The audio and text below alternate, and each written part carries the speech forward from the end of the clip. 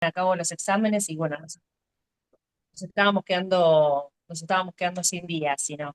Entonces, por eso lo pusimos este día y tratamos de adelantarlo media horita como para permitirles a todos participar de lo que quieran, ¿no? Bueno, esto es sencillo. Yo les voy a tratar de brindar algunos como tips sobre cómo hacer los exámenes estos de TJ y en general los concursos en general. Eh, Tere les va a compartir una tabla que yo hice hace bastante tiempo, mis compañeros de trabajo ya la tienen, pero bueno, que está bueno porque vamos a ir analizando eso para que ustedes cuando leen el caso puedan ir haciendo una especie de checklist y si encuentran que el caso puede tener un problema en ese, digamos, en ese acápite, por así decirlo, poner al lado cuál sería el problema, ¿no? Para no olvidarse después, porque de todo les queda poco tiempo. Digamos, como consejo principal, ahí está, se llama tabla vacía, parece un chiste, pero es que es a propósito vacía para que ustedes al lado puedan completar los problemas que van advirtiendo en la lectura del caso.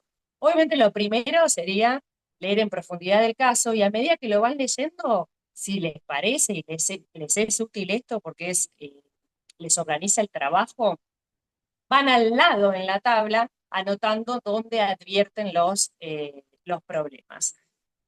Como consejo principal de cómo llevar a cabo un concurso en general, ustedes escriban lo que saben sin parar, de corrido, sin parar, ¿sí? Y después le ponen lo que podríamos decir, lo que podríamos llamar las flores, ¿no? Las flores serían todas las citas de doctrina, las citas de jurisprudencia, las normas por ahí, algunos las saben, otros las tienen que buscar después de que hicieron el planteo, por ejemplo, no sé, en la presentación de una nulidad. Tal vez no se acuerdan que tienen que poner el 167, 168 con los efectos del artículo 172 del Código Procesal, por ahí no se acuerdan, pero ustedes saben cómo hacer una nulidad. Entonces, ponen todo y después al final o arriba del planteo completan toda la normativa, ¿sí? Pero lo importante es que eh, los agravios estén identificados y desarrollados. Y después le ponen las flores, ¿sí? Las flores. Las flores son las normas, porque si ustedes no ponen normas, les pueden decir, inclusive en algún tribunal o en algún juzgado, les pueden decir que como no citó ninguna norma, es inadmisible directamente el planteo. Puede pasar. Me ha pasado en algún juicio oral de ver cómo le hacían esto a un abogado particular, porque por hacer el planteo sin encauzarlo en ninguna norma. Así que bueno. ¿Cómo se llama? Y después ponen jurisprudencia y doctrina, en ese orden, normas, jurisprudencia y doctrina. Eh, bueno, si les parece, empezamos. No sé si hay algo que están escribiendo, avísame, Tere, porque yo no estoy viendo, ¿viste? Estoy con una pantallita de un teléfono, entonces básicamente te veo a vos. No más. Así Dale, que bueno. perfecto. Bueno, este, a ver, yo puse al principio de la tabla, todos la pueden abrir, por favor, les pido, nos tomamos 5 segundos para que puedan abrir la tabla, esta en cuestión. ¿Mm? Ábranla y van a ver que empieza con cosas que no es muy probable que les tomen, pero que siempre está bueno tenerlo como ejercicio para pensarlo, ¿no? El primer acápite, fíjense que dice recusación. No sé si todos lo están viendo. ¿Alguien puede hablar, decir, hola, sí, acá Sí, lo estamos estamos, viendo. Sí, vamos, lo estamos sí, viendo, lo eso estamos me viendo. gusta. Bueno, bien, buenísimo. Entonces, vieron, fíjense que el primer acápite dice recusación. La verdad que es difícil que les tomen esto, pero imagínense si en un caso les ponen en un renglón y el juez era acreedor del imputado. No sé, puede pasar, cosas raras, digamos. Yo se los digo por cosas raras. O sea, eh, revisen también ese acápite, ¿no? Recusación, no va a pasar, pero bueno. Colegiado, esto se los puse porque puede suceder que no sé, que en el caso les pongan y se ha dispuesto tribunal unipersonal, y en realidad el tribunal omitió advertir la opción, por ejemplo, que había realizado el imputado en el 349, ¿sí? O la defensa en el artículo 349, ¿sí? Así que ojo con esto. Otra cosa que puede pasar con el unipersonal o el colegiado es que, por ejemplo, ustedes estén no sé de qué instancia les va a tocar el caso, ¿no? Pero bueno, podría llegar a pasar que les pongan algún agravio vinculado con estoy en el medio de un juicio que venía por abuso sexual simple con tribunal unipersonal y de pronto se transforma en violación, ¿sí? Que hubiera meritado o le hubiera permitido al imputado tener un tribunal colegiado de haber podido optar. Bueno, eso es otro agravio que capaz tiene que desarrollar, ¿sí? Después, el tercero que les puse es falta de acción. Acá en el de falta de acción está toda agrupamos, ¿no? Obviamente prescripción, plazo razonable también, falta de instancia en los delitos de instancia privada, rarísimo porque en general casi ya todos vienen instados por la fiscalía, en fin, aún en contra de la voluntad, en los casos de menores de edad, ¿no? Sobre todo, así que eso es raro, pero bueno, puede pasar, ¿sí? ¿Hasta acá voy bien? ¿Me están entendiendo la idea del cuadro este? ¿Se entiende? ¿Sí? ¿Sí? ¿Ustedes Perfecto. cuando leen ella? Sí, se ¿Sí? entiende. Bueno. Caro, ¿qué haces, Carito? Hola, Mari. Bueno, hola. Ustedes cuando leen el caso van poniendo al costado cruz, cruz o algo, digamos, de esto, ¿no? Después, algo que pueden llegar a olvidarse, falta de legitimación activa de la querella. Se tienen que fijar si la parte querellante, por ejemplo, el abogado, el letrado, tiene poder, ¿sí? Poder para querellar y representar en el marco del proceso, o si solamente es letrado patrocinante, por ejemplo, ¿sí? En tal caso, todos los escritos, si es letrado patrocinante, como ustedes saben, todos los escritos los va a tener que firmar la denunciante, la persona denunciante, ¿sí? Porque el abogado no puede aparecer solo en ese caso, tiene que tener, para estar solo y querellar solo, tiene que tener un poder especial para eso. Y por eso les digo, son cosas como muy finas estas, pero son como, pueden ser, llegar a ser trampitas de algún caso. ¿Alguien quería decir algo? No, está bien. Bueno, sigo. Falta de determinación de los hechos, bueno, eso puede ser un motivo de alguna nulidad. Eh, si yo estuviera en la etapa de instrucción, si el caso que me toman es de la etapa de instrucción, la verdad que no sería una buena estrategia, va, me parece a mí, ¿no? Inclusive lo pueden poner como en nota a pie o en alguna aclaración, de acuerdo como les hagan la consigna, pero no sé si es una buena estrategia plantear una nulidad de falta de determinación de los hechos en la etapa de instrucción, porque lo que van a provocar es que le amplíen la declaración indagatoria. Entonces, no, la verdad, no tiene sentido. Pero si estuvieran en el momento de un alegato, de un juicio, bueno, ahí sí, la falta de determinación de los hechos se puede plantear, obviamente, como una nulidad que hubiera impedido el ejercicio de la defensa en juicio, a lo largo del proceso explicando por qué, ¿no? A lo largo del juicio, digo. O también se puede plantear como una falta de prueba, ¿no? Ha tenido tan poca prueba o ha sido tan poco claro, tan poco precisa la denuncia y la prueba recabada por la fiscalía que no se sabe cuáles son los hechos que están siendo juzgados. Son dos estrategias. Para un examen, recomendaría no perder o sea, plantearlo como también una nulidad, ¿sí? Si estuviera en un juicio, habría que ver, porque cuando uno hace planteos de nulidad, después le corre el traslado a la fiscalía y mejora toda la acusación. Entonces, a veces no es conveniente. Pero en un examen está bueno que lo vean, porque ustedes no se olviden que tienen que demostrar que lo vieron todo, ¿sí? Lo vieron todo. Y que trataron, en el tiempo que tenían, de desarrollar los agravios identificados. Porque si no, les va a pasar que les van a poner, identifica el agravio, pero no lo desarrolla, ¿sí? O peor aún, les puede poner, no identifica tal agravio, ¿sí? O sea, hay que identificar y desarrollar. Bueno, sigo. Hasta acá voy bien porque estoy hablando así sin parar. Vamos, Sí, vamos, vamos. vamos. Bueno. Decíamos, falta de determinación de los hechos, violación a la congruencia. Acá pasa lo mismo que les dije, si les toman en la instancia de instrucción eh, el caso, supónganse que la consigna del caso no les dice hacer un escrito X, no les dice haga apelación, haga casación, no les dice nada, les dice identifique los agravios. Si yo tuviera que identificar los agravios, por supuesto que pondría tanto el de falta de determinación de los hechos como el de violación de congruencia, ¿sí? Lo que pasa es que haría algún tipo de mención vinculado a que no sé si, digamos, tal vez no sería conveniente plantearlo en la instancia de instrucción para que esto no sea corregido en esa etapa, ¿sí? Y dejarlo para una etapa ulterior. ¿Vamos? Luego tenemos un tema de defensa técnica ineficaz.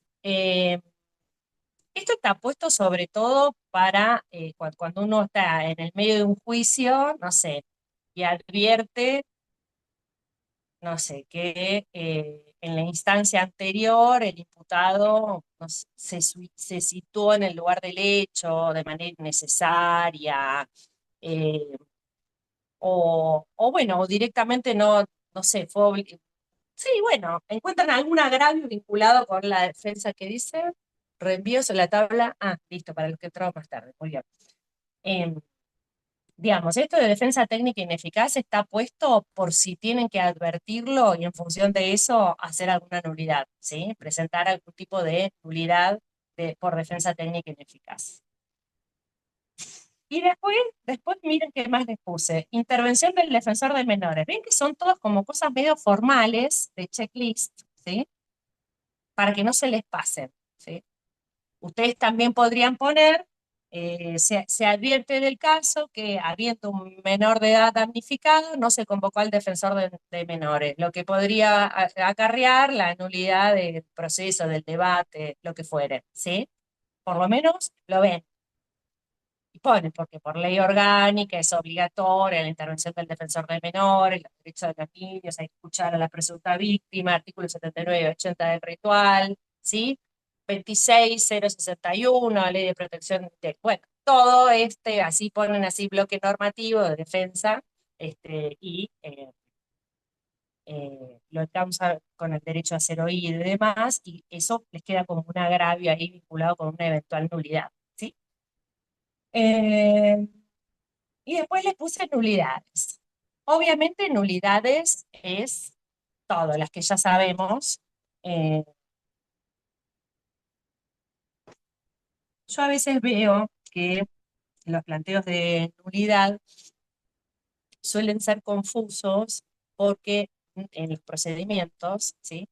Porque no advierten que cada cosa que va haciendo la policía es un paso diferente, digamos, en el avance a los derechos de la persona que está siendo sujetada a esas inspecciones, ¿sí? Entonces, yo en su ejercicio mental piensen qué es lo primero que está haciendo mal. ¿Podía parar al vehículo? Sí, no. Bueno, era control vehicular, estaban persiguiendo un auto blanco, lo vemos, ¿sí? Luego, ¿podía requerirle la documentación del auto? Y así van pensando cada uno de los actos. Una vez que se identificó y el vehículo no tenía pedido de secuestro y la persona no tenía orden de detención, ¿correspondía que requisara el vehículo?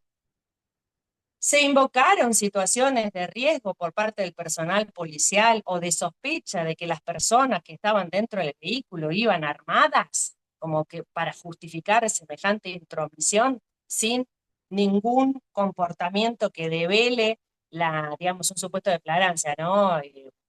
Propia y propio presunta, digo, ¿no? Aludo a que están cometiendo un delito, están por cometer un delito o llevan consigo elementos provenientes de un delito, a eso me refiero. Indicios obviamente de culpabilidad, cualquiera de los estándares que les marcan todas estas normas, ¿sí? Eh, una vez que está hecha esta requisa y la superan, puede que se trate de una nulidad que tenga problemas en todos esos momentos, ¿sí? En todos esos momentos. Pero ustedes desgranen los momentos, porque tal vez el primer momento no cuela, porque a los jueces les parece que sí los podían detener, supónganse. El segundo momento tampoco, el tercero tampoco, y el cuarto, que es cuando le dicen, ponga su cara que voy a abrir el teléfono celular, y ese es el de la nulidad. Entonces, por eso les digo, cada uno de los actos que va haciendo la policía, a partir del cual puede producirse prueba en contra del imputado, ustedes los deben identificar y revisar si fueron bien realizados.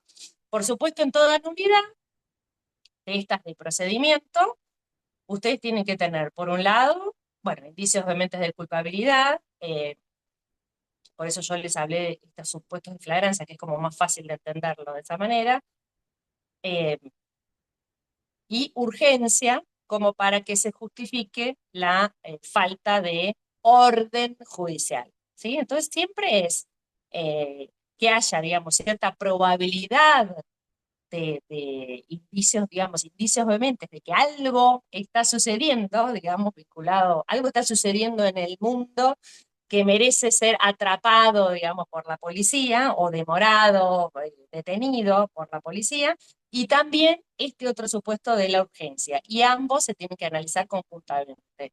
A veces estos pasos tienen los dos elementos identificados, pero a veces les falta uno. Por ejemplo, la apertura del teléfono celular. Puede pasar que todo el procedimiento estuviera bien y el teléfono celular que corresponda a ser secuestrado.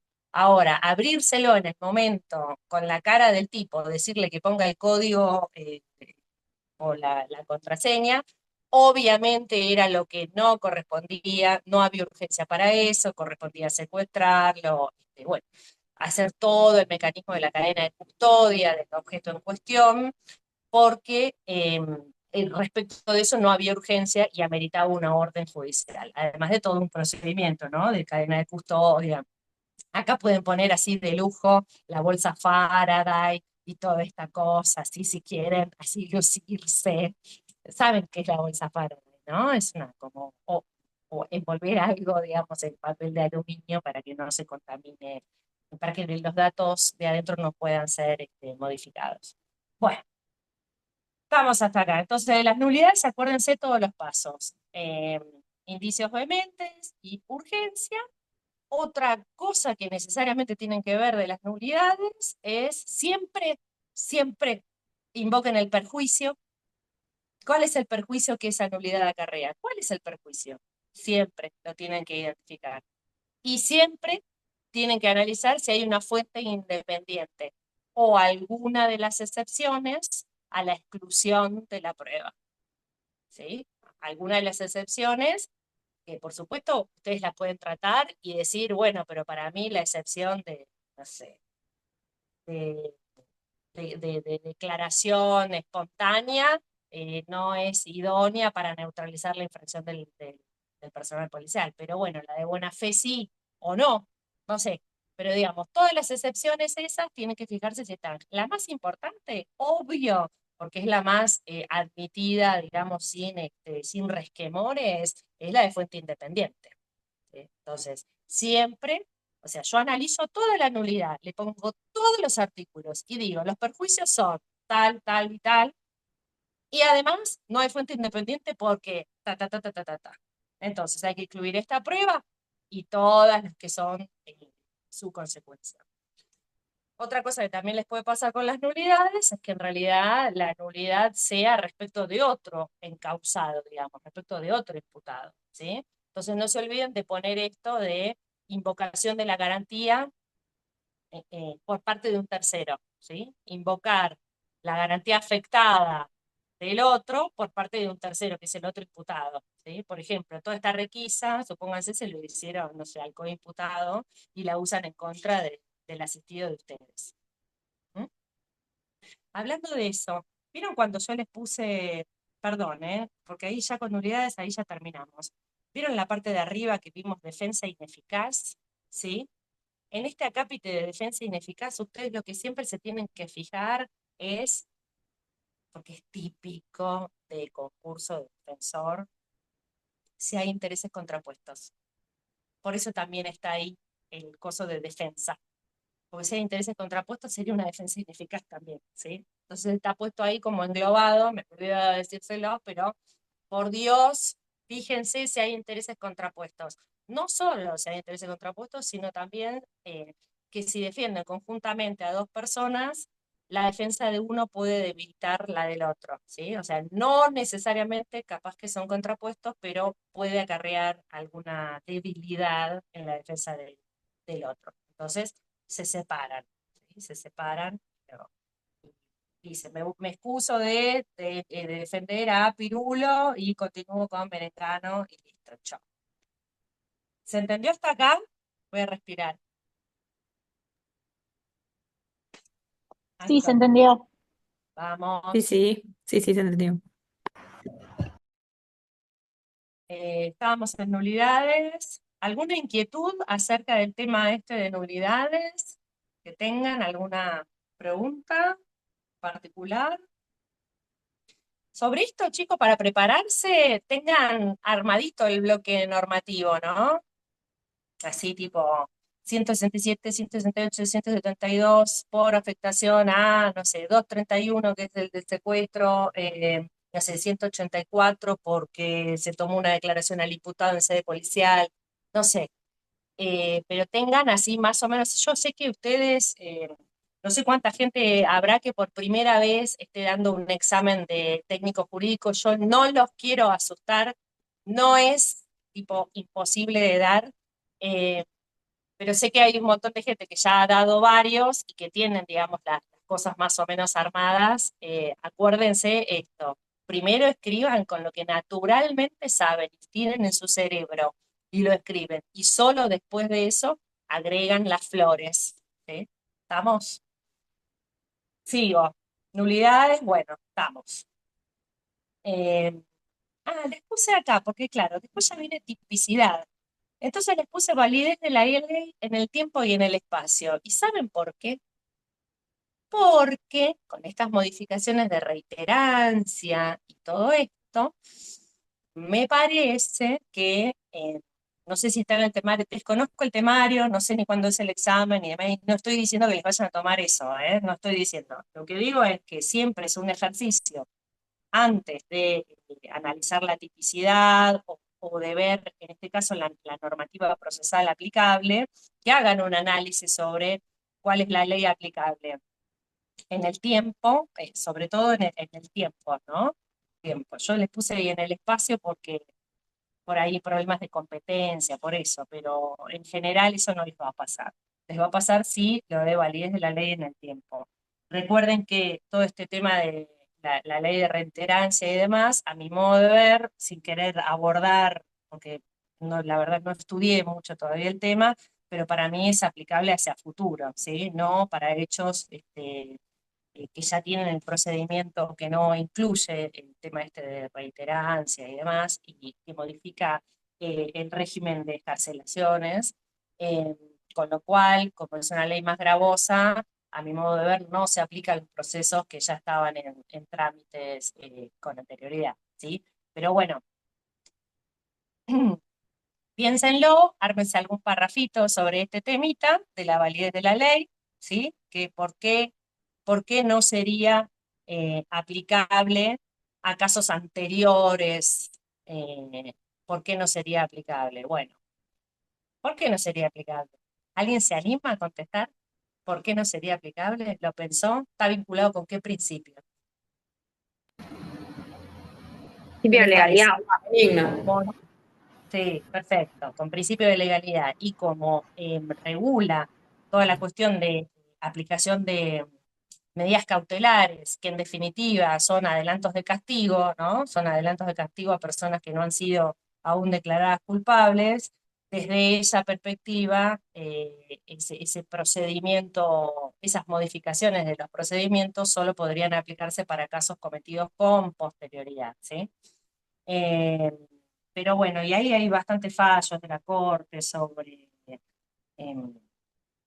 Bueno, sí, sobre legalidad, ¿no? Sí, sobre y retroactividad. Estaba pensando, no sé si Romero Cacharane, no, Mirás, creo que es un fallo de la Corte que habla sobre eso, sobre el principio de legalidad. Bueno, sigamos. Eh, validez la ley en el tiempo, se los puse por eso, entonces. Bien. Después ya arrancamos, terminó todo digamos, el carnaval previo de problemas y dificultades y vamos al fondo. Si hasta acá no lo pudimos defender al señor o señora, ya estamos más complicados porque si ya es un problema de fondo, eh, generalmente uno está más, es como que siempre fui de la idea de que cuando uno llega al análisis dogmático es porque hay un montón de otros frenos que uno no logró poner o que no tuvieron éxito. Pero todos estos otros problemas procesales que vimos antes, que, bueno, que no tuvieron éxito, y ahí recién entonces viene el problema de derecho penal sustantivo, el análisis. Bueno, tipicidad. eh, Obviamente, bueno, acá, ¿por qué yo pongo tipicidad, anticuricidad, culpabilidad, punibilidad? Porque la verdad que los ordena analizar los casos usando la dogmática. A mi modo de ver, es la única manera de que quede el caso razonablemente resuelto, de una manera comprensible, ¿sí? Entonces, no mezclen, por favor, tipo objetivo con subjetivo, traten de ser ordenados en la exposición, ¿sí? Tipicidad, por qué se da, por qué no se da, si hubo una interrupción del nexo causal. Acá pueden utilizar cualquiera de las teorías, no sé, con las que se sientan más cómodas, ¿no? O con las que les sirva para el planteo puntual, que yo por ahí les sirve Zaffaroni, por ahí les sirve imputación objetiva, póngale que es un culposo, o hay un supuesto de prohibición de regreso, entonces yo directamente analizaría el caso siguiendo Jacobs. No hace falta llevarse el tratado, con el librito chiquito de imputación objetiva está. De hecho, la verdad, lo van a tener que analizar con lo que saben, porque no van a llegar a abrir esos libros, esa clase de libros. Llévenlo porque es como que uno cree que por ósmosis, y en el momento les va a servir. Pero la verdad es que va a ser muy difícil que logren abrirlo siquiera. Eh, Así que bueno, tipicidad, tipo objetivo, relación de causalidad, si hay alguna interrupción, después imputación normativa, o sea, primero les hablé sobre la imputación natural, digamos, naturalística, por así decirlo, eh, que es donde ustedes tienen la clásica conditio sine qua non o la teoría de la causalidad adecuada, y después pasan a la imputación normativa, que la más comúnmente utilizada es la imputación objetiva. Pero si no, tienen la tipicidad conglobante, ¿sí? Que si siguen Zaffaroni, bueno, buenísimo, usan tipicidad conglobante, que es un análisis normativo de la imputación. Uno ahí analiza la relevancia jurídico-penal de la causalidad natural ya verificada, ¿sí? Primero la causalidad natural, después la este, imputación normativa. Y luego pasan al tipo subjetivo, dolo directo, indirecto, eventual, consecuencias necesarias. Eh, para hacer algo así de lujo, sí le sirve. Generalmente a la defensa no le suele servir porque tiene severos problemas de afectación al propio reo. Pero bueno, en las teorías normativas del dolo, la Secretaría de Capacitación ha distribuido varios documentos sobre eso, eh, que recopilan las nuevas doctrinas sobre dolo, ¿sí? Y ahí tienen tipo síntesis de Pauling y demás. Yo en este momento no me acuerdo cómo se llama el artículo eh, que leí, que me pareció muy bueno, de un colaborador, un integrante de la Defensoría General, pero estoy segura que si se lo piden a la Secretaría de Capacitación se los va a mandar sobre teorías normativas del dolo, ¿sí? Bueno, insisto, para mí, para nosotros, es como que no les va a convenir mucho, pero está bueno saberlo para contestar, ¿sí? Para contestar. Fíjense que debajo de tipicidad, precisamente, bien, la pensé, bien, puse indubio, indubio pro reo, ¿sí? No se olviden esta cosa del dolo, que tiene que ser acreditado, que no puede presumirse, ¿sí? Eh, Hay precedentes de la Corte a este respecto, eh, así que, bueno, nada, ahí siempre alguna mención al indubio pro reo en el tipo subjetivo. Después, antijuridicidad, bueno, las causitas de justificación, la que se den, si se da alguna, culpabilidad.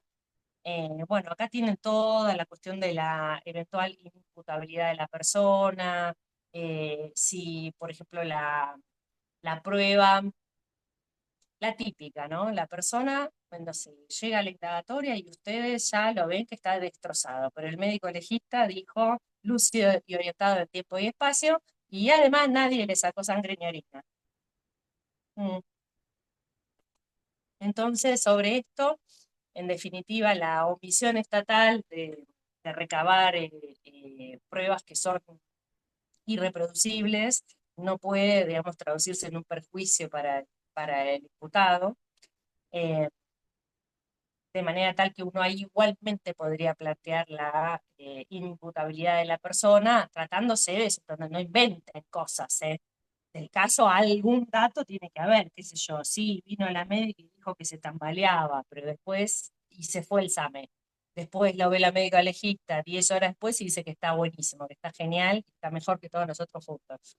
Bueno, ahí tienen un puntapié como para hacer un planteo de inimputabilidad y además, el indubio pro reo no solo es aplicable a la cuestión, digamos, probatoria vinculada con la tipicidad de la conducta, sino también respecto de cualquiera de las causas de exclusión de la responsabilidad, sea causas de justificación o supuestos de imputabilidad. Esto, por ejemplo, lo ha dicho la Corte en un precedente que se llama Abraham Jonte, este, entre otros tantos, entre otros tantos. O sea que también se puede invocar algún supuesto de inimputabilidad por duda, ¿sí? ¿Algo más acá? ¿Alguna inquietud hasta ahora? Porque sigo avanzando. ¿Estamos bien? ¿Algo que me quieran preguntar? Porque ya estoy en la antijuridicidad, que es largo igual. Marina, ¿te puedo interrumpir un minuto para hacerte una Sí, pregunta? sí, Sí, volviendo un paso antes a tipicidad. En el caso, por ejemplo, de un delito de abuso sexual y en donde haya un problema de consentimiento o un error en la interpretación, nosotros tenemos que defender a un, pongámosle varón para que sea más fácil. Y en el sí. marco de eso, él pudo tener un error sobre si la persona, varón, mujer, lo que sea, consintió o no consintió del otro lado. El error lo tratarías entonces adentro de la tipicidad, Sí, en tu sí, cuadro. sí. En mi cuadro eso está, porque tipicidad es tipo objetivo y subjetivo, así que Perfecto. estaría dentro del tipo, del tipo subjetivo. A mi modo de ver, sí. Ojo, yo pondría primero en los delitos de abuso, la falta del consentimiento del sujeto pasivo forma parte de la tipicidad objetiva. Con lo Ok, cual yo diría, ahí venía. ¿entendés? Yo diría, Sí, sí, sí. primero, en primer lugar, eh, no se acreditó con certeza que no hubiera existido consentimiento de parte de, no sé, el sujeto pasivo, suponete. No Perfecto. sé cuál sería el caso. Y en subsidio diría, bueno, hay un error de tipo, porque el señor creyó que contaba con la conformidad del sujeto pasivo y además la contraparte no acreditó con certeza eh, que conocía la falta de conformidad, digamos, ¿no? Porque el conocimiento es actual y actualizable, se tiene que ir actualizando digamos, en cada momento, ¿no? Y ahí en general suele haber problemitas de doble estándar, ¿sí? De doble estándar, porque por un lado se habla de que la conformidad del sujeto pasivo, digamos, en una relación sexual, tiene que ser permanente e ir actualizándose, pero después se olvidan que lo mismo pasa respecto del dolo, ¿sí? Suele suceder esto, que hay un doble estándar. A uno le le permiten, bueno, pero yo no seguí diciendo que sí, digamos, estoy diciendo no le permiten, estoy hablando en el análisis judicial, ¿no? Obviamente que estoy hablando en el análisis del Totalmente. razonamiento judicial, ¿sí? Se entiende, se entiende. Sí, le permiten, bueno, pero no siguió diciendo que sí, y en cambio al imputado le exigen que, no sé, que fuera adivinando en cada momento, actualizando él solo ese conocimiento, ¿sí? Entonces, por eso me parece importante. En esta parte de conocimiento está bueno usar por ahí Zaffaroni porque habla de conocimiento actual y actualizable. Dice las dos cosas él, según recuerdo, ¿eh? Así que bueno, eso para los delitos sí, contra la integridad sexual. Bueno, ¿sigo? Gracias. No, por favor. Culpabilidad, bueno, además de lo de inimputabilidad, eh, tienen todo el tema de eventuales errores de previsión, difícil, muy difícil, pero bueno, qué sé yo. Para decir lo vi, me pasó alguna vez, obviamente que me fue mal, en un caso de abuso sexual en un matrimonio, presunto abuso sexual en un matrimonio, que el matrimonio había llegado de, no sé, el hecho había sucedido hace 11 años y el matrimonio había llegado a la Argentina, no sé, un mes antes del momento del hecho. Con lo cual había toda una cuestión como para invocar la normativa de Paraguay y demás, igual me fue re mal, pero bueno, no sé cómo me irá en casación, pero digo, para plantear algún supuesto de error de prohibición, digamos, creyéndose con el derecho de que porque es la esposa, bueno, es raro, ¿no? Es muy difícil de plantear, muy difícil.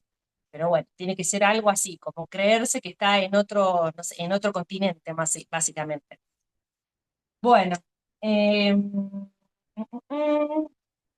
solo para, y además para morigerar la pena, ¿no? Por supuesto, porque terminaría siendo igual inexcusable.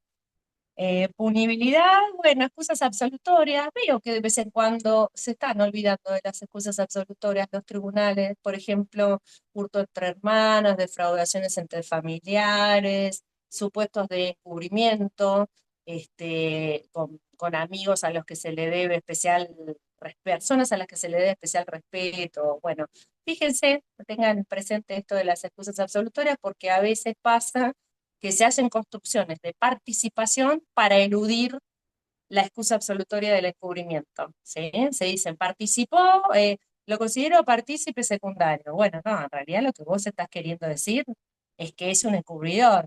Como no le podés imputar porque es la madre del imputado, entonces le ponés participación secundaria. No es así. ¿Entienden lo que les digo? Me ha pasado de tener causas de no sé, una madre imputada por participación secundaria porque su hijo habría cometido abuso sexual respecto de su hijastra. Y bueno, le pusieron participación secundaria por haberle mandado mensajitos a la hijastra diciéndole que le convenía salir con su hijo porque eso la iba a ayudar económicamente, pónganle. Y bueno, y en realidad toda esta estructura extraña fue hecha para no decirle que era ella en realidad una encubridora, porque sabía eventualmente lo que estaba sucediendo en ese contexto, o habría sabido, ¿no? En realidad no sabe, este caso es un delirio, pero bueno, puede pasar que haya una imputación así tan rara, ¿sí? Eh, Punibilidad de esas cosas absolutorias. Determinación de la pena, bueno, no sé si les va a tocar algo de instancia de juicio, pero bueno, acá no se olviden que tienen esta cuestión de la suma aritmética. No, me cuesta un montón porque no, la verdad que no he analizado la norma todavía. Como verán, voy fijo a que todavía no se aplica ninguno de los casos que tengo, con lo cual cuando me toque el primero me voy a tener que sentar a ver bien esto. Y además creo que va a haber en breve una clase de Leo Pitlernik sobre este punto, sobre la ley de reiterancia y demás. Así que entiendo, confío ciegamente en que me despeje todas las inquietudes. Pero bueno, determinación de la pena, composicional, todo esto está para que pongan unificación, método, si es composicional, por qué cuestionar el aritmético. y no olvidarse de las condiciones personales del imputado, ¿no? Levanten siempre las cosas que dijo el imputado, ¿sí? Háganse cargo, ¿eh? No lo dejen ahí solo diciendo, ¿me entienden? Es como que a veces pasa que cuando analizan el caso no se hacen cargo eh, de la defensa material que hizo el imputado, sea de lo que dijo como de sus condiciones personales. Háganse cargo de esto, porque si no es como que es una defensa desasociada del tipo o de la persona que tienen al lado, ¿sí? O sea, yo entiendo que muchas veces por ahí no les suma mucho, pero si el caso se los pone, ustedes se tienen que hacer cargo de lo que dijo, por qué lo dijo, levanten, ¿sí? Releven esas circunstancias, tanto, insisto, las personales como las de fondo, aquello que pudo haber hecho la indagatoria. Ojo, capaz que lo que dijo la indagatoria es para defensa técnica ineficaz, no sé, hay que verlo, pero digo, háganse cargo, no ignoren a la defensa material, ¿sí? Por más técnicos que sean. Eh, Determinación de la pena, acá obviamente tengan también en consideración todos los supuestos de vulnerabilidad, reglas de Brasilia, perspectiva de género, todo esto, tuki acá, ¿sí? En este lugar, seguro. Por ahí en otros lugares también, pero en este, seguro, ¿sí? Perpetua, bueno, ahí les puse perpetua como tipo, bueno, hay un problema con la perpetua, bueno, se planteará la inconstitucionalidad de la perpetua a perpetuidad, esto ya lo deben tener bastante aceptado, ¿no?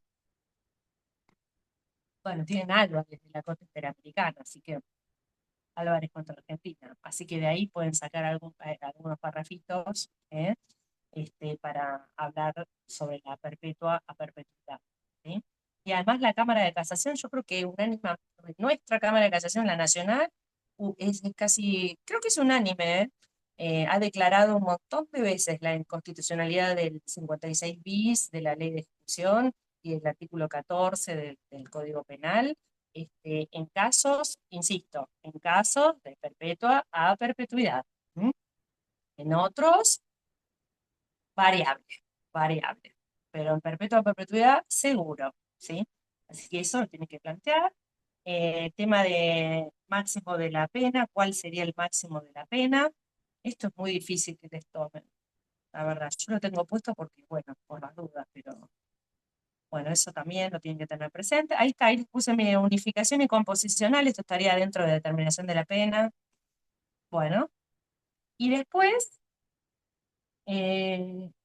no corresponde revocar libertad condicional o inconstitucionalidad de la interpretación del artículo 17. Bueno, esto es porque vieron que el artículo 17 dice que cuando a una persona se le hubiera revocado la libertad condicional, no podrá volver a gozarla. Bueno, hay quienes interpretan muy mal, ¿no? Que si alguna vez le revocaron libertad condicional, no podrá gozarla. Bueno, obviamente que no es así. Lo que ustedes tendrían que, si lo interpreta así el tribunal, que ustedes tienen que cuestionar, tendrán que plantear ahí la inconstitucionalidad de esa interpretación, ¿sí? Porque en verdad la norma se refiere al mismo proceso, ¿sí? No a cualquier otro proceso remoto que hubiera pasado con antelación, ¿sí? Ahí les puse después reincidencia y reiterancia. Bueno, con reincidencia la verdad no, no pierdan mucho tiempo.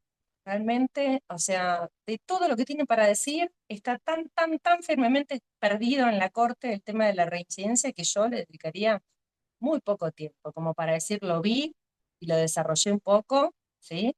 A lo de si estar 2 segundos como condenado en una comisaría constituye cumplimiento parcial, digamos, en los términos del artículo 50, pónganlo como que lo vieron y lo desarrollaron y cuestionan que desde esa perspectiva no sería la persona reincidente.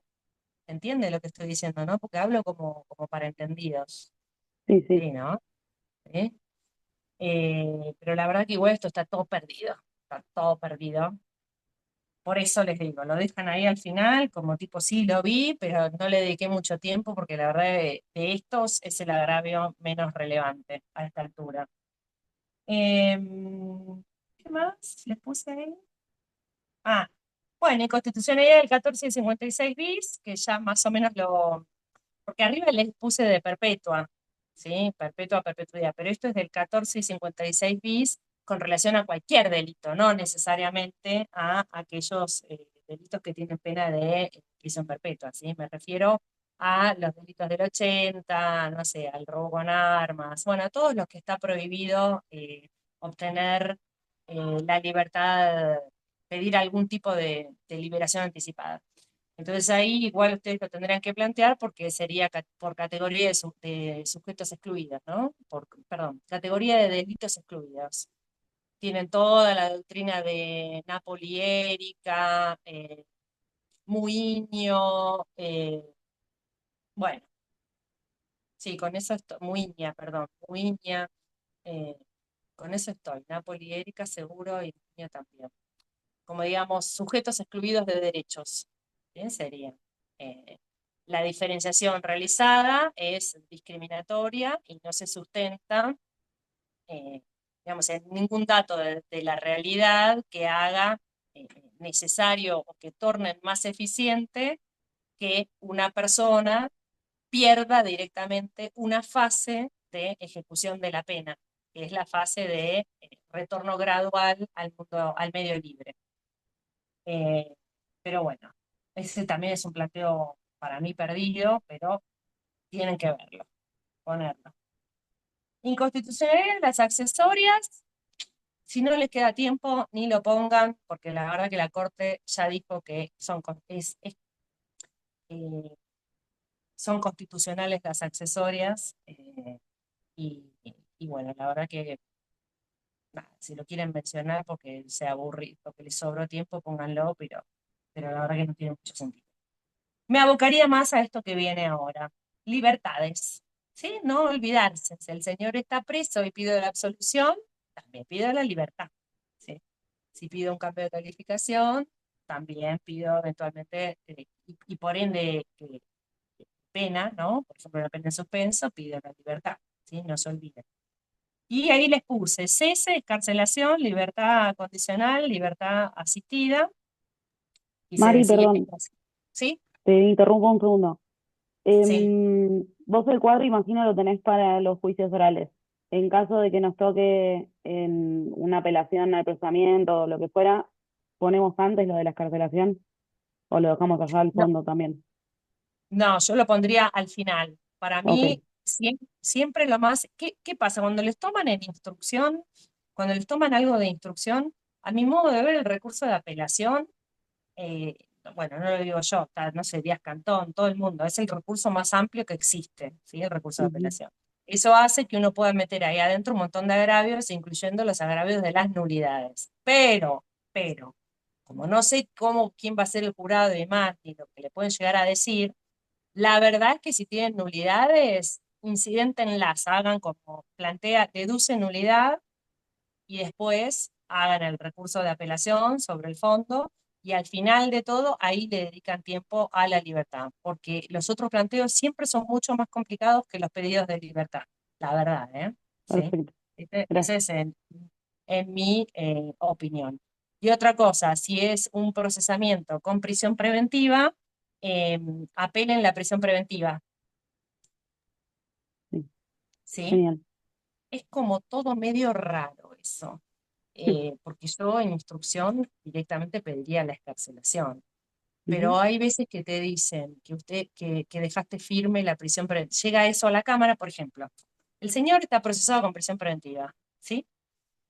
Eh, Vos decís, bueno, hay una nueva situación, no sé, le chequeé el domicilio o lo sobreseyeron en la causa que tenía en paralelo, no sé, algo, hay una situación diferente, no sé, ¿qué hace que ahora le pido la excarcelación?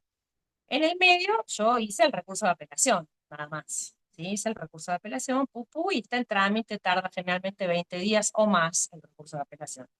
Presento la excarcelación, el juzgado de instrucción dice vista, no al lugar.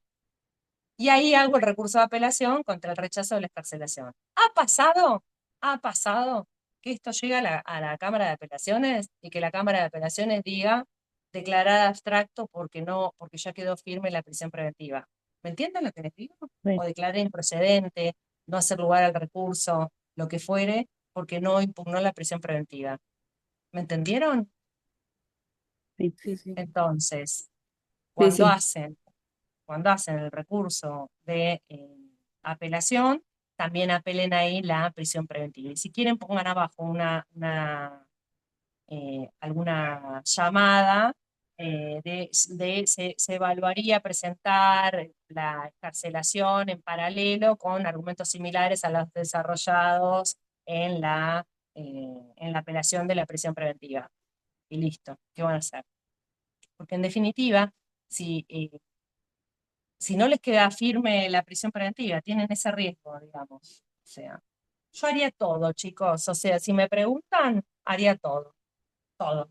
Presentaría la excarcelación y haría el recurso de apelación también contra la prisión preventiva. No es algo que les vaya a llevar mucho, pero por lo menos el jurado que les toma ve que lo vieron, digamos. Mm. ¿Quedó alguna inquietud sobre este punto, Caro? No sé si te contesté. sí, perfecto, Mari, gracias. Bueno.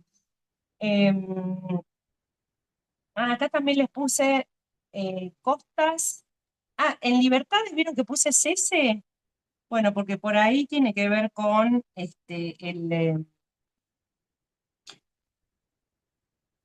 por ahí la persona ya lleva 8 meses en detención y uno lo que le presenta es una excarcelación en términos de libertad condicional y técnicamente eso podría ser visto como un cese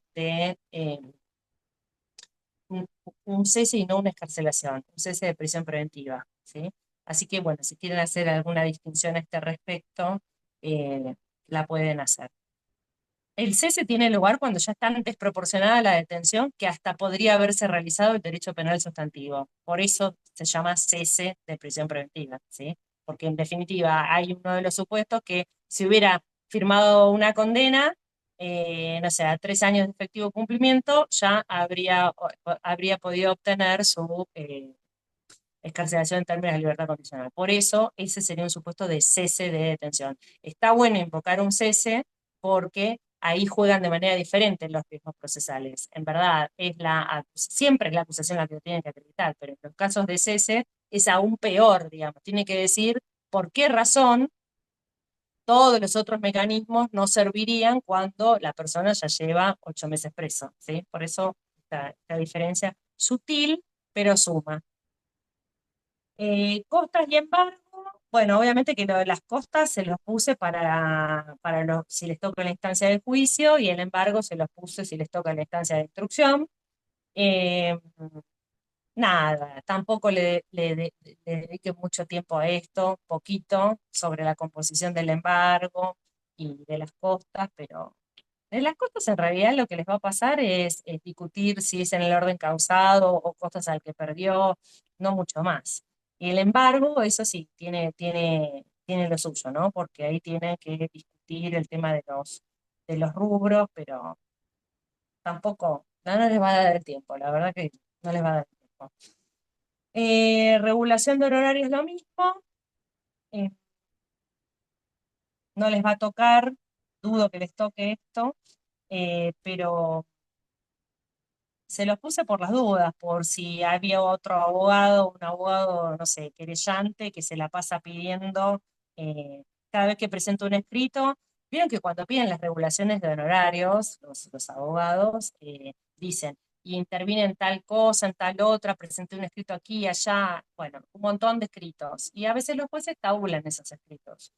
A mí lo que me pasa es que suelo discutir tanta proliferación de escritos, porque en definitiva muchísimas veces son escritos innecesarios, que digamos que no te los pide el Código Procesal, están hechos para aumentar la regulación de honorarios, ¿sí?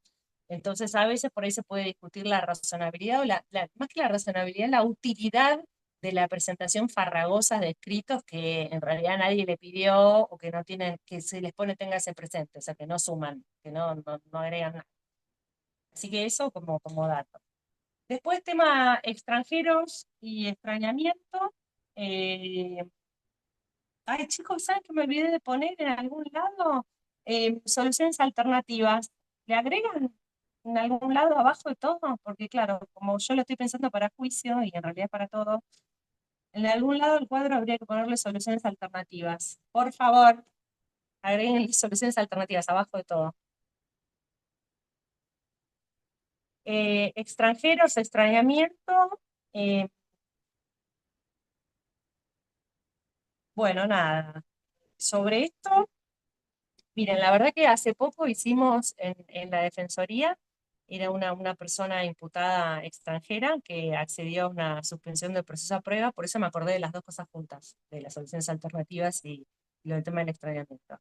Y resulta que el señor no tenía antecedentes en la Argentina, de hecho había llegado 2 días antes de cometer el hecho, de presuntamente cometer el hecho por el cual estaba imputado. Eh, con lo cual, obviamente, no tenía antecedentes acá. Eh, y finalmente le dieron la suspensión del proceso de prueba. Ah, perdón. Paralelamente, se ve que el juzgado de instrucción había comunicado a Migraciones, no sé, cuestión que habían hecho todo el trámite en la Dirección Nacional de Migraciones, y le llegó la resolución de la expulsión, que se la comunicaron al Tribunal Oral, porque la causa ya estaba en Tribunal Oral. Bueno, cuando llegue ahí al Tribunal Oral, eh, y bueno, acordamos con el Tribunal Oral y con la Fiscalía hacer una suspensión del proceso de prueba, cuyo contenido fue únicamente eh, cumplir con la expulsión dispuesta por la Dirección Nacional de Migraciones y no regresar al país por el plazo de la suspensión, que fue de 3 años. O sea, porque ¿qué pasa? El extrañamiento, según la ley de migraciones, dice que no puede, bueno, por lo menos este señor decía que no podía retornar al país por el plazo de 10 años. Pero claro, la suspensión del proceso de prueba tiene un plazo máximo de 3. Con lo cual, el tribunal lo que hizo fue ponerle esa, sin perjuicio de cumplir con la orden de la Dirección Nacional de Migraciones, cosa que le corresponde al señor, eh, porque se lo notificó ya la Dirección Nacional de Migraciones. En el marco de esta causa, la prohibición es de 3 años. Y así quedó, y se fue el señor. Por eso, hay que ver, si les llegara a tocar un caso así, ustedes lo que tendrían que ponderar es si la persona realmente le conviene irse o prefiere quedarse en nuestras comisarías abarrotadas y demás, ¿no? Eh, Eso habría que evaluarlo. Insisto, dudo que les tomen un tema así. Sí les puedo decir que en términos de escarcelaciones hay un presente bastante viejo del Tribunal Europeo de Derechos Humanos que se llama Gil versus España, que dice que no se les puede denegar la escarcelación a una persona por el hecho de ser extranjero. Eh, y esto se lo digo porque la verdad que en general se advierte que sí, si son extranjeros, mayormente llegan, por lo menos llegan casi todos detenidos a juicio, ¿sí? En las causas de delitos contra la propiedad estoy diciendo, sobre todo. Bueno, ¿qué más? Reservas. Una pequeña cosita sobre las reservas. Todo el mundo pone dejo efectuada la reserva de acudir en casación y en el caso federal, los términos del artículo 14 de la ley 48. Yo le agregaría algo más como en función de la extensión que cabe asignarle a las garantías cuya afectación he invocado, ¿sí? Porque eso sería un supuesto de, eh, ay, ¿cómo se llama? Directo, eh, directo, indirecto, como de agravio directo de recurso extraordinario federal, ¿sí? Pero bueno, pondría este problema de la extensión que cabe otorgarle a las garantías que se invocaron con anterioridad. Y brevemente algo sobre garantías. ¿Qué garantías se suelen usar? A ver, así lo hacemos un poquito más dinámico. ¿Qué garantías suelen invocar ustedes en los escritos? Ya casi terminamos en los escritos. ¿Cuáles son las que siempre usan? Una ya la mencionaron, legalidad. Igualdad, Igualdad, eh, legalidad. sí, derecho a defensa, debido proceso. Bien. Bueno, relacionado con el derecho de defensa, derecho a ser oído también. Bien, bien. Y le falta una. Hasta ahí estuvieron re bien. Principio de Les inocencia. falta, ¿eh? El de inocencia. Inocencia, bien. Reserva, garantía de reserva, ¿sí? Y después le falta uno que no debiéramos usarlo más seguido, que es el de racionalidad de los actos de gobierno, porque eso le sirve para cuestionar la arbitrariedad de las decisiones, ¿sí? La arbitrariedad. Racionalidad de los actos de gobierno es una garantía que emana del artículo 1 de la Constitución Nacional y es una consecuencia o está dentro, digamos, del principio republicano de gobierno, ¿sí? Por eso se extrae del artículo 1 de la Constitución Nacional. Entonces, en líneas generales, las garantías que van a usar siempre son el artículo 1, racionalidad de los actos de gobierno, se los digo en orden. El 14, porque alude al derecho de propiedad, y dentro del derecho de propiedad está la seguridad jurídica, que a veces pueden invocar. El 16, por igualdad ante la ley, ese, bien. El 18, porque tienen legalidad, defensa, inocencia y debido proceso. Y el 19, porque tienen el principio de reserva, el principio de acto o de exteriorización de la conducta que les sirve para el análisis de la tipicidad, ¿sí? Para separar los actos preparatorios del comienzo de ejecución, ¿sí? Acuérdense, ahí va el 19. Principio de acto o de exteriorización de la conducta y, y también contiene el principio de lesividad, que ahí les sirve cuando hacen el planteo de insignificancia, ¿sí? Entonces el 19 les sirve para eso, para la privacidad y para el principio de acto o de exteriorización de la conducta y el de lesividad. El de acto, acuérdense, actos preparatorios, comienzo de ejecución, todo esto, y el de lesividad para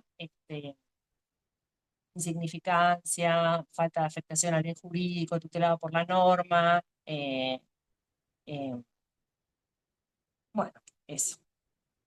Estoy, ¿no? Creo que sí. Y bueno, finalmente, el último capítulo sería, que no está puesto en el cuadro, pero ustedes ya lo agregaron, porque son muy obedientes, es el de soluciones alternativas. ¿Sí? En soluciones alternativas es, bueno, ustedes pueden poner abajo de todo, le solicitaría la suspensión del proceso a prueba o solicitaría la conciliación o reparación integral. Una manera de eludir la instrucción, eludir, no se la elude, porque uno tiene que estar de acuerdo en definitiva después con el fiscal o con el tribunal, difícil, pero les digo así como dato, eh, uno podría decir que la instrucción del procurador, esta instrucción que torna en letra muerta la conciliación y la sí, la conciliación es solo para conciliación, pero que no hay alguna alusión concreta a la reparación integral. Obviamente que hay un montón de tribunales que dicen, bueno, no hay alusión a la reparación integral porque en realidad la reparación integral no está vigente porque no está regulada en el Código Procesal eh, de ninguna manera, digamos, no tiene normas claras y en el Código Penal está solo mencionada.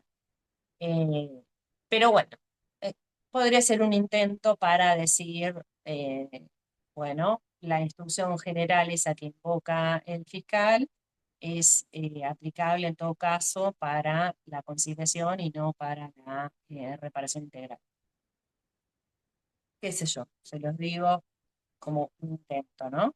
Obviamente que tienen, ahí van a decir que el procurador no puede derogar lo que establecen los códigos, que para eso hace falta una ley, que eso vulnera el principio de legalidad, vulnera también la división de poderes, obviamente porque el legislador decidió que los asuntos sencillos contra la propiedad se pudieran solucionar sin involucrar, digamos, sin llegar a un tribunal oral, digamos, sin llegar a juicio, y el procurador decidió tomar en letra muerta esa, lo que a su vez produjo esta enorme cantidad de detenidos que hay y demás, ¿no?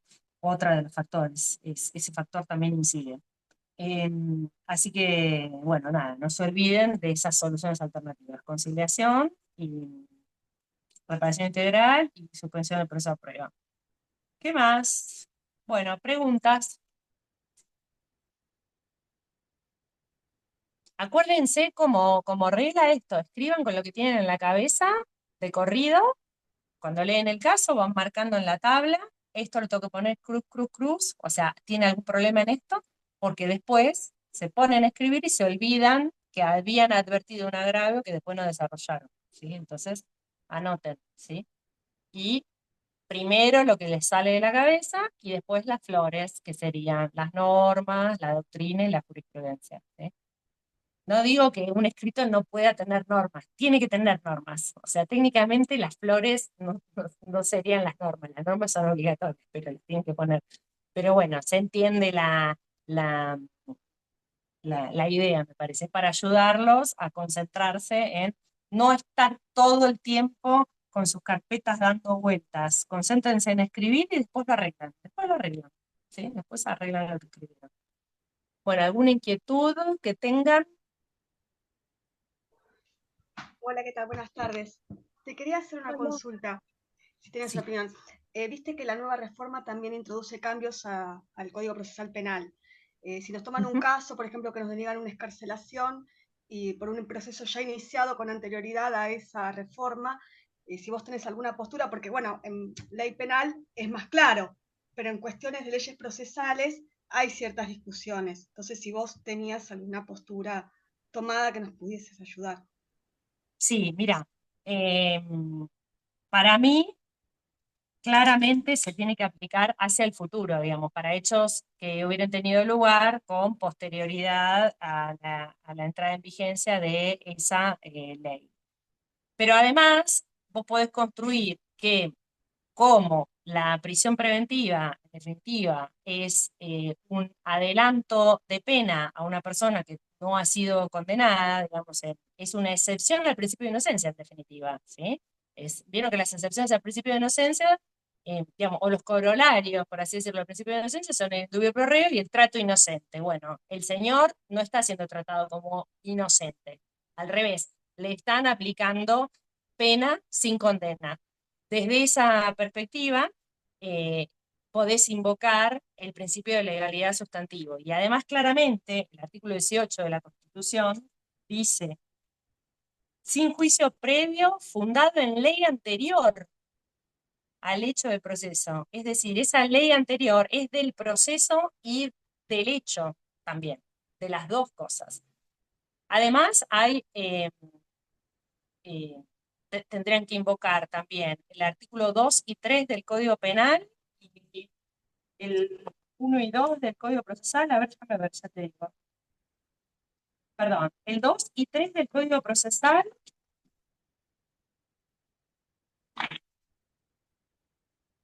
y el 2 y 3 del Código Penal, eh,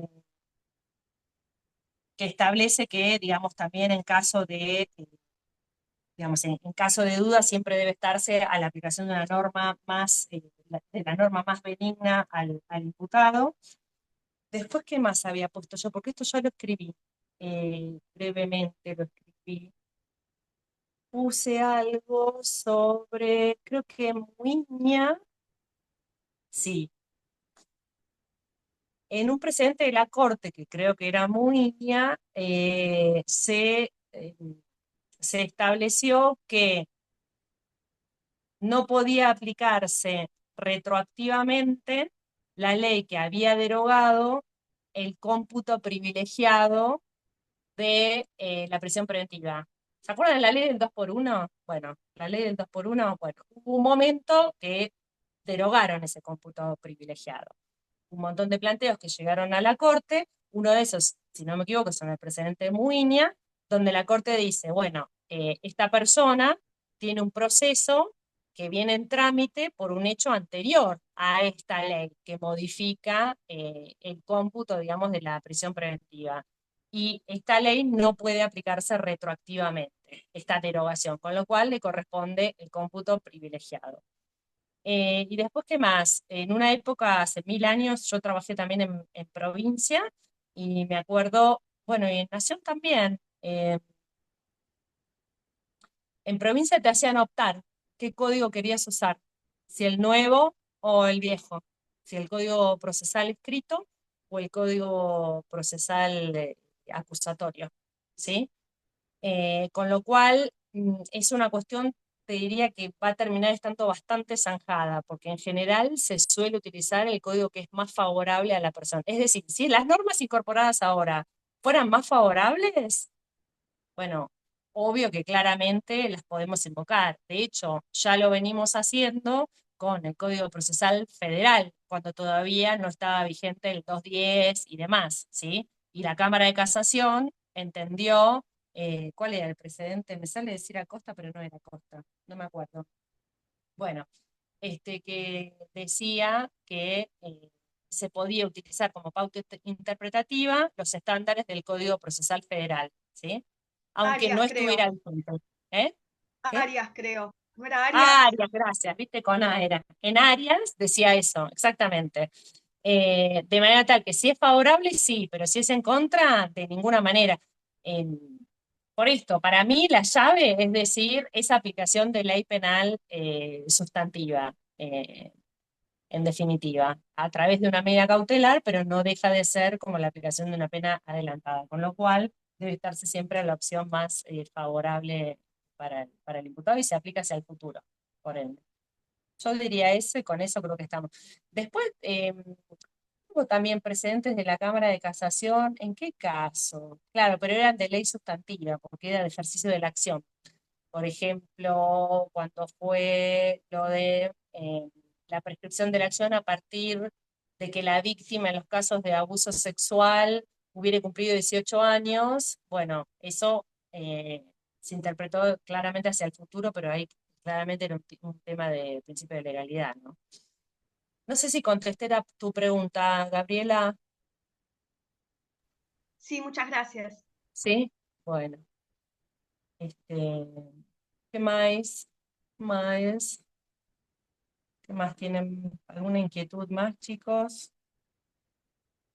No sé, les recomiendo esto que usen el cuadro, o por lo menos que lo tengan ahí al lado para no olvidarse cuáles son las categorías para analizar. Pero bueno, ¿estamos? ¿Qué decís, Teresita?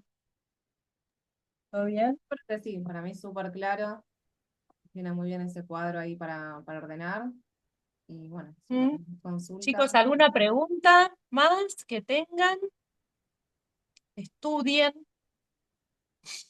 mucho. Más que nada, llévense cositas, acuérdense de llevarse como bloques medios, bloque normativo y de doctrina como medio así como armado, ¿no? De parte especial, la verdad que con algún libro de parte especial ya está, no tiene mayores dificultades el tema de parte especial, a mi modo de ver. Eh, yo de dogmática sí me llevaría algo de imputación objetiva, básicamente, y me llevaría un Zaffaroni, algo que tenga todo, algún manual o tratado que tenga todas las categorías, por las dudas, ¿no? A ver si justo se hace un embrollo con un desistimiento de tentativa, o sea, por las dudas. Dicen, para mí esto es un desistimiento de tentativa, a ver, ¿será? Bueno, capaz que les viene bien llevar un libro que tenga todo, un libro que tenga todo, alguno que tenga solo imputación objetiva. eh, Después, no sé, es que de garantía yo usaría los boletines de jurisprudencia nuestro, me parece.